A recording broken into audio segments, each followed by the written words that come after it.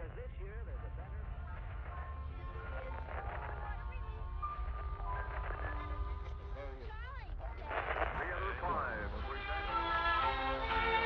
On voit danser le long du golfe clair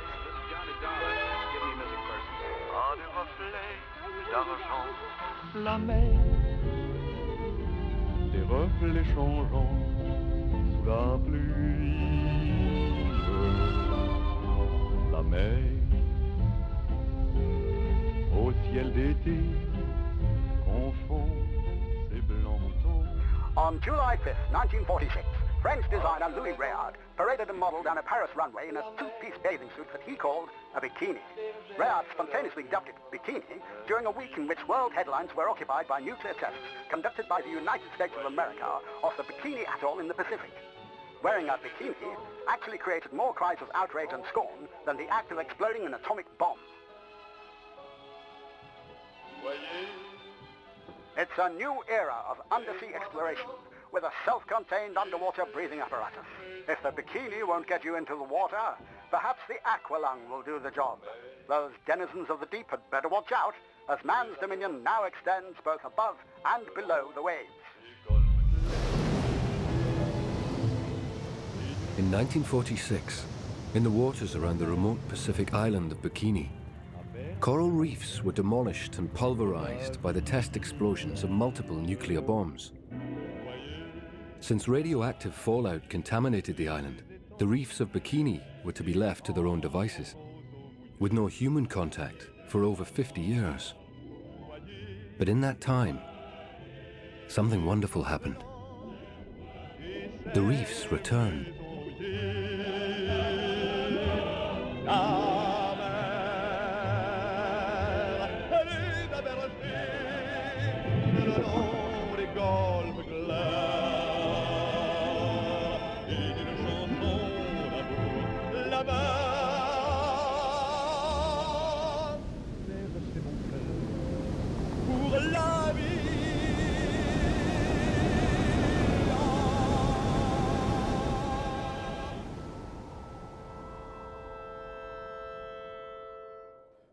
The reefs of Bikini are testament to the resilience of nature. But the reefs of the world now face a far greater threat. Think of a reef as a city beneath the sea.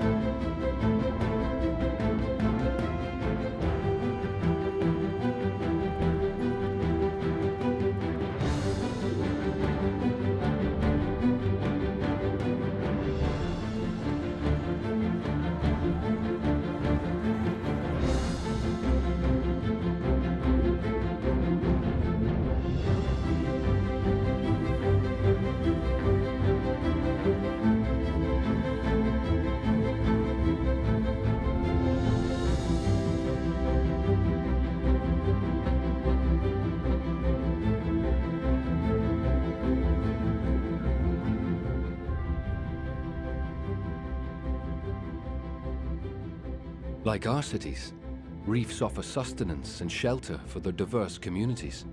They protect an incredible variety of creatures. But our cities are altering the chemistry of the ocean, the very chemistry the reef builders rely upon.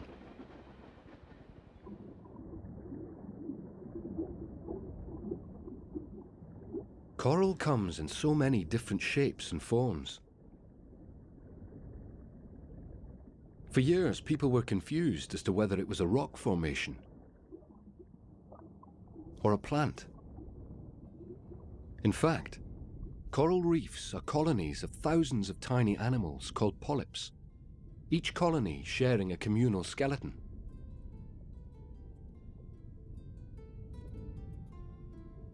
Living within the coral polyp is a kind of algae. Like a plant, the algae absorbs the sun's energy and passes it on to the coral. In this way, coral can get as much as 90% of its energy from sunlight. But we need more than energy to build our cities. We need bricks and mortar, stone and cement.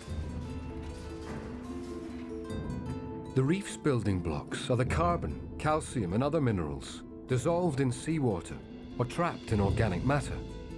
They absorb these elements and create calcium carbonate. It's not unlike the way we grow our bones and fingernails.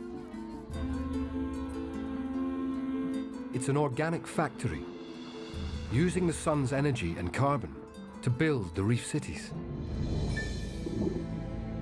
We may think our cities diverse and well populated, but the reefs of the world rival tropical rainforests for their wealth and variety of life.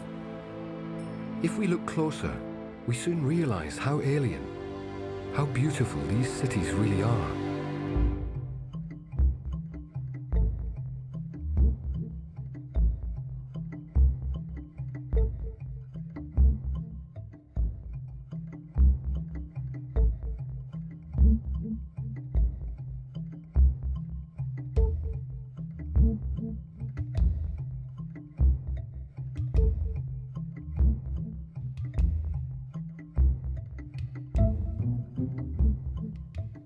Nudibranchs, the slugs of the sea, are just one of an incredible number of creatures that depend upon the reef. They come in an amazing array of shapes and colours, and are no bigger than your little finger.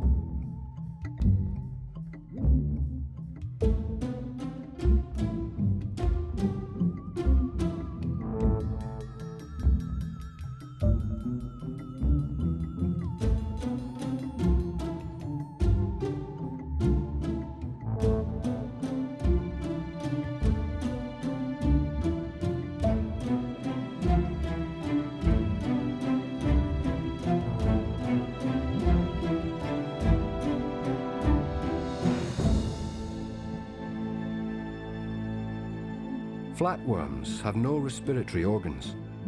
They absorb oxygen and expel carbon dioxide by a process of diffusion, so their bodies are paper thin.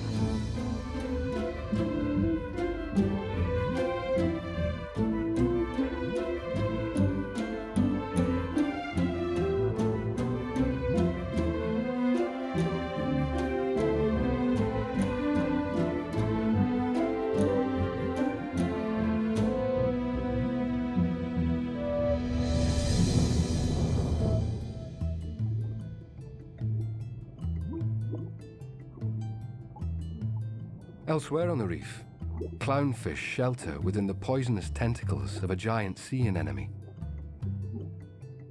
Unlike other reef fish, they are immune to the anemone's sting. Away from this protection, a clownfish might quickly be devoured by predators. In return, the clownfish eats the anemone's waste and leftovers. And by being fiercely territorial, it even helps ward away the anemone's predators. This is one of the reef's many examples of symbiosis, a relationship between two different creatures that benefits each of them.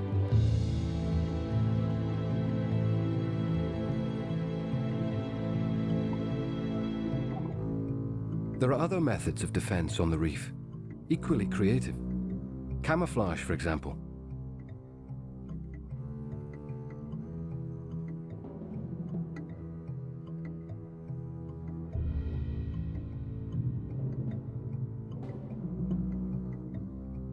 The crocodile fish almost completely disappears amongst the sand and stones in the shallows as it waits for unsuspecting prey to pass by.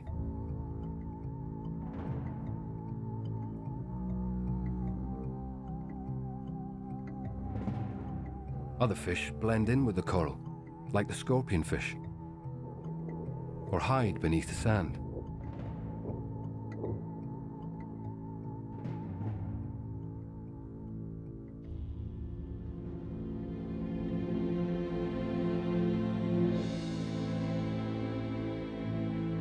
Coral reefs support over 1/4 of all the world's marine species, and that includes a vast array of mollusks.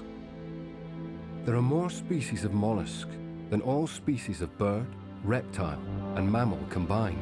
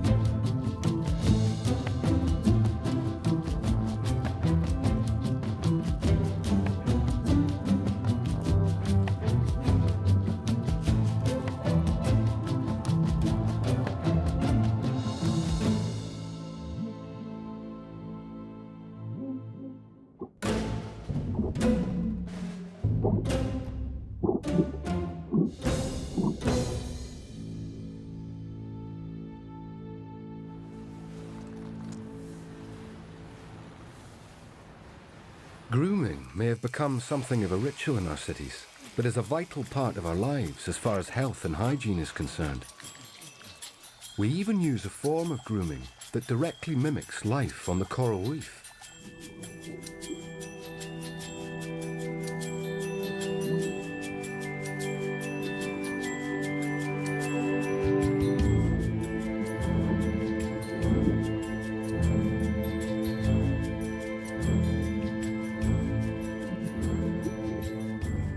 Cleaning stations attract much larger animals to the shallow waters of the reefs. Small fish operate the stations. They groom the larger ones by nibbling away parasites or dead skin.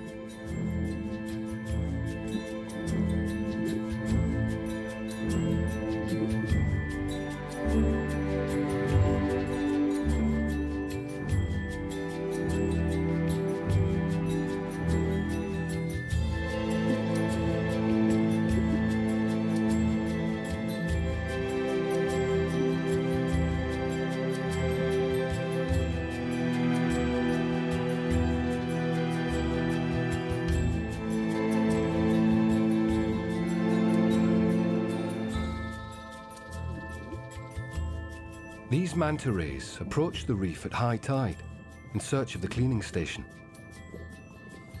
It's a predictable timetable that can attract other visitors.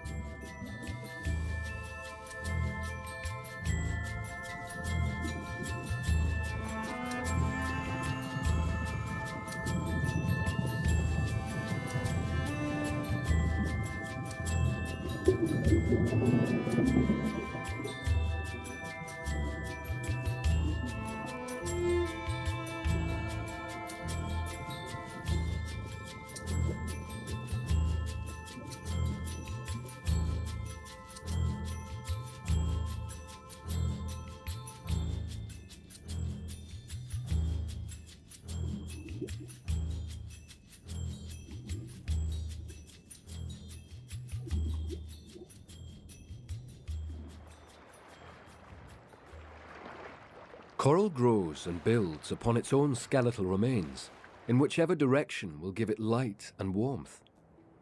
As a result, reefs can take many different forms. They follow coastlines. They surround rising or falling mountains.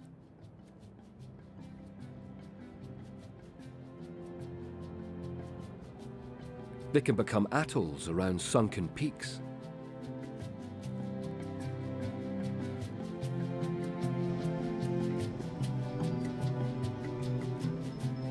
Reefs offer protection for the islands within, sheltering them from the ravages of the open sea. Throughout time, reefs have created these sheltering cities beneath the sea, in tune with the slow-moving geology of our planet. And they've helped shape it. Both cities have transformed our planet. The reefs over millions of years, our cities in merely hundreds of years. As our cities sprawl and expand, it's possible to see them from space. But the coral cities have been building for millions of years, creating the largest living structures on the planet, also visible from space.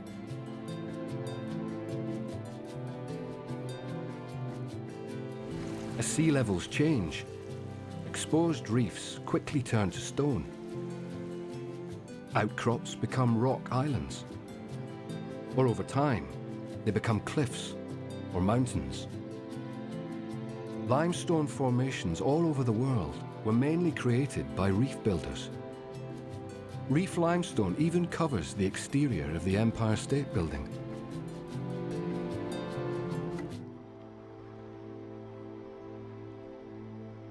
"500 miles east of the Philippines, in Palau, ancient reefs have created an archipelago of rock islands. Some of the islands have formed marine lakes, completely cut off from the surrounding ocean.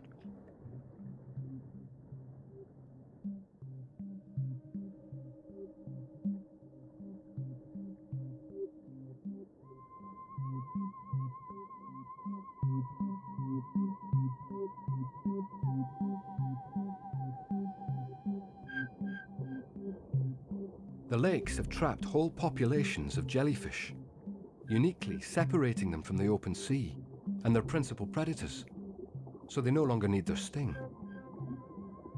They simply drift around the lake, tracking the sun, just as dependent upon its energy as their relatives on the reef, the coral polyps.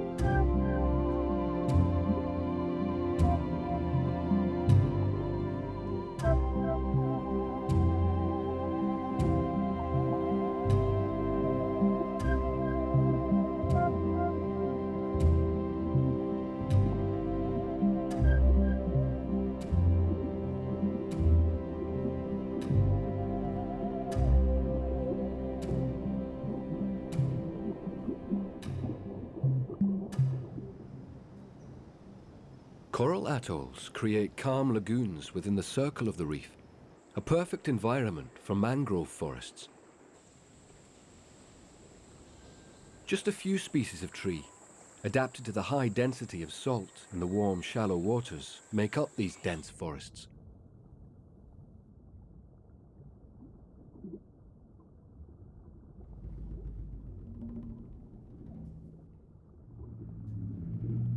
Mangroves harbour nurseries for a variety of marine life. Juvenile lemon sharks shelter within the mangroves, where there is also an ample supply of food, venturing further away from the mangrove roots as they grow in size. So coral reefs can both protect and connect different ecosystems.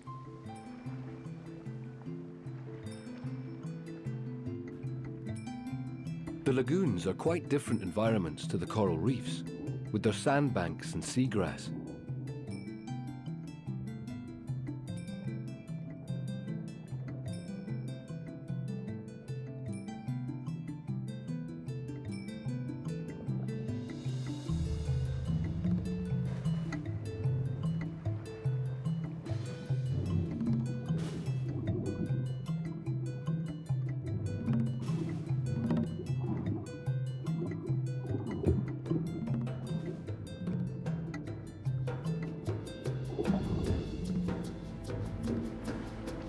When the sharks reach 12 to 15 years of age, they leave the mangroves and the lagoons behind to assume their role in a complex interlocking food chain that connects the creatures of the reef to creatures of the open sea.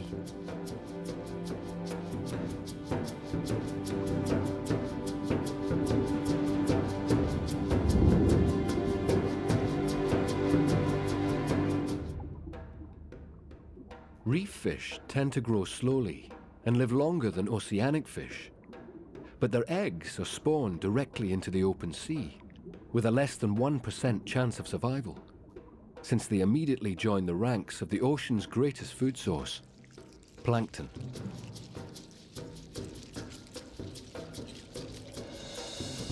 Plankton drifts freely in the water, swept away by the currents flowing in and around the reefs. It's here that the feeding stations form.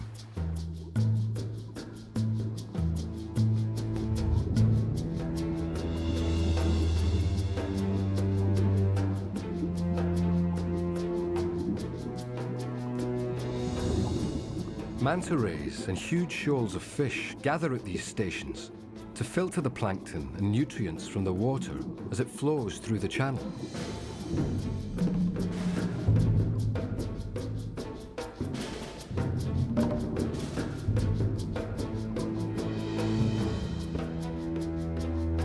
The whale shark is one of the largest filter feeders to visit the reef.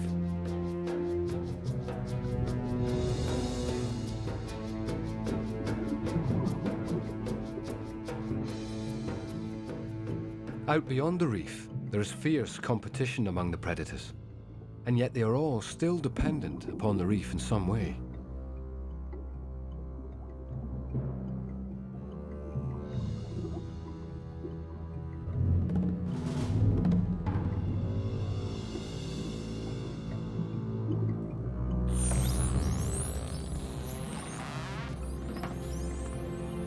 These Atlantic spotted dolphins use the shallows close to the reefs as a place to rest, play, and to teach their young survival tactics for the open sea.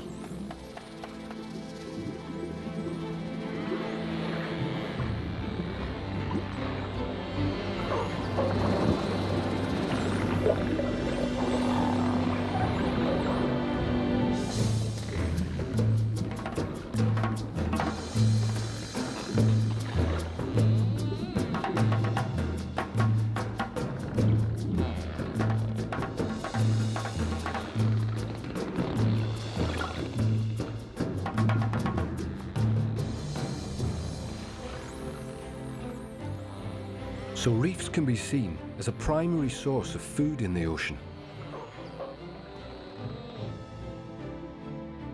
They also filter the surrounding water, helping keep a balance of nutrients, minerals, and chemicals beneficial to local fish populations. Without this filtration, disease can quickly spread through the food chain.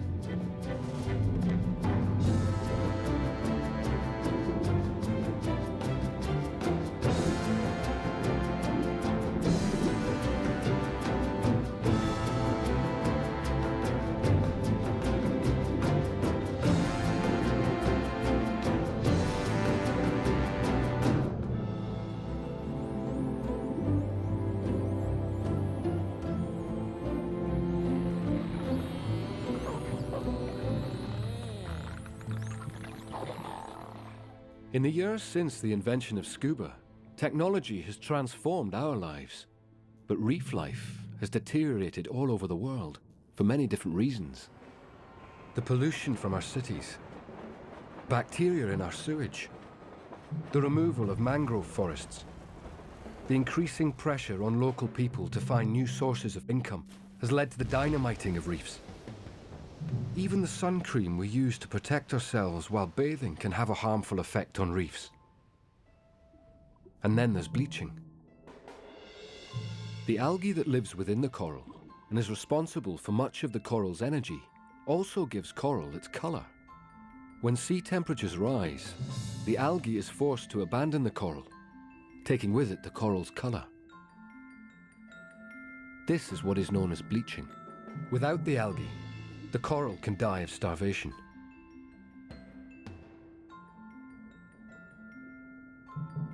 The impact of these combined threats can be fatal for coral, and many reefs around the world have already been lost.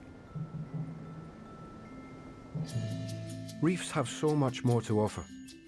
We still have so much to learn, secrets to unravel. They are as much a potential source of new breakthroughs in medical science as the world's rainforests. Yet reefs are vanishing 5 times faster than rainforests. And there is another, much greater threat. At night, the light that glows from our cities requires an enormous amount of energy. And where energy is concerned, there's always a price to pay.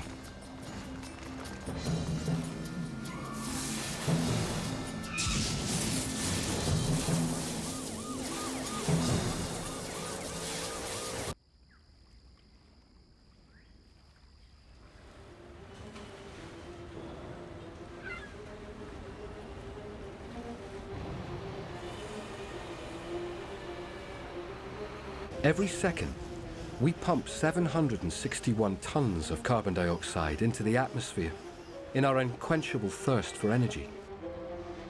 A third of that amount dissolves into the ocean. Carbon is an essential building block of life.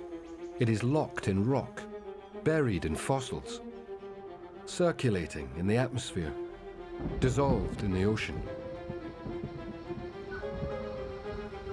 The transition from one form of carbon to another can take millions of years, or can be burned in an instant.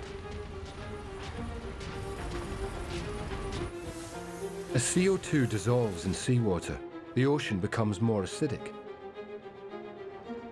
Every aquarium keeper knows that the pH value, the measurement of water's acidity, is vital to the health of any fish tank. So it's easy to understand that a change on a global scale would have a catastrophic effect on life in the oceans. As the sea becomes more acidic, any creature that absorbs carbon to manufacture a new shell, a new skeleton, or a new coral structure finds it more and more difficult, to the point that growth slows down and the strength of the shell or skeleton weakens. Entire coral reefs will simply soften, crumble, and disappear. Imagine the outcry if science were to predict the complete extinction of trees everywhere by the middle of the century. This is what the ocean is faced with.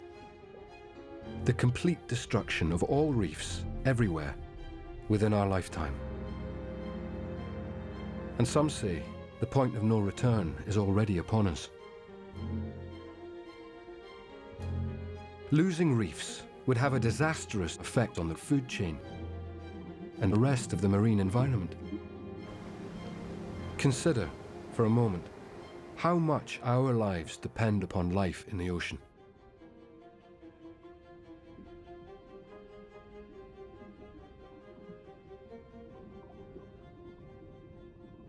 Remember, however, that nature is resilient. Coral spawns its eggs into the sea. The larvae drifts on the ocean currents, some finding their way back to the reef of their origin.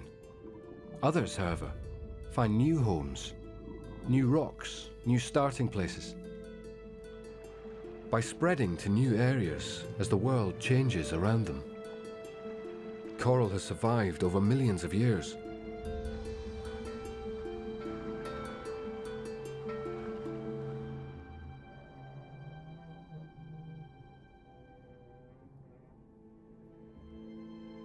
Coral will take advantage of any structure, so long as the water is clear and clean and has ample sunlight. They'll create a whole new environment.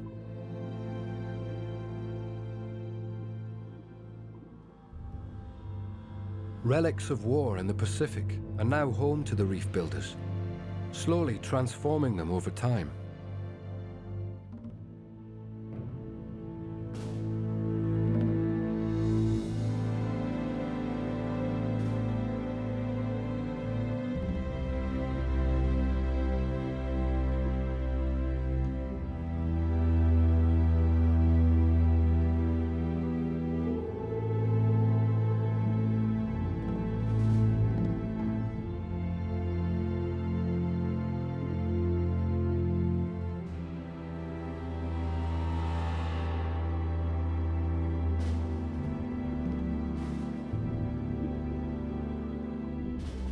Decommissioned ships are now regularly sunk to encourage the development of new coral reefs. Even statues can form the basis of a new habitat, a new city.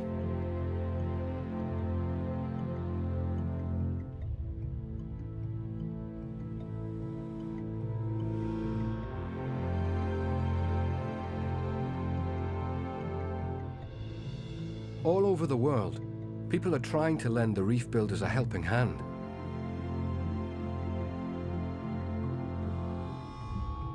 But reefs cannot rebuild in an acidified ocean.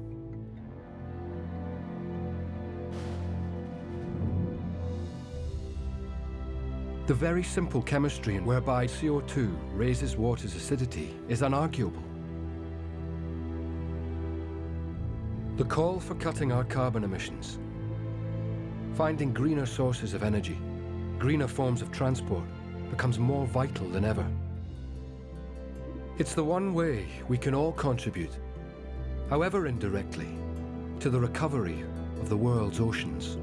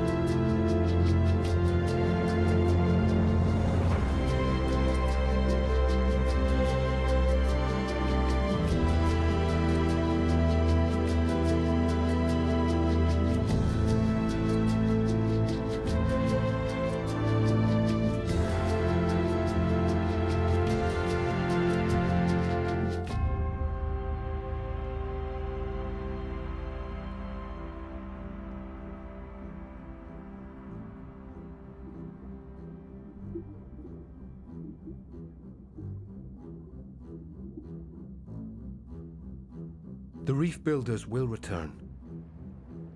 They will create new hotspots of diversity in the oceans, new cities beneath the sea, if we let them.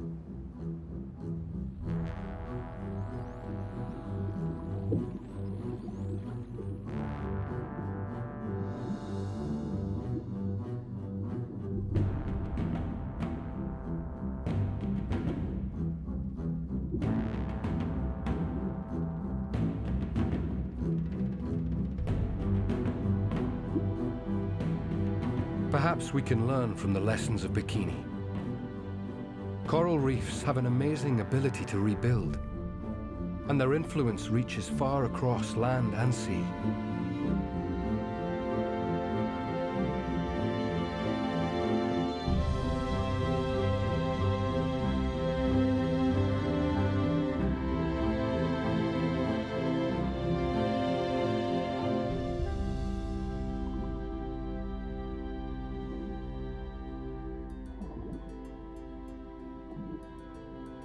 The Last Reef is now our responsibility. A responsibility that we cannot ignore.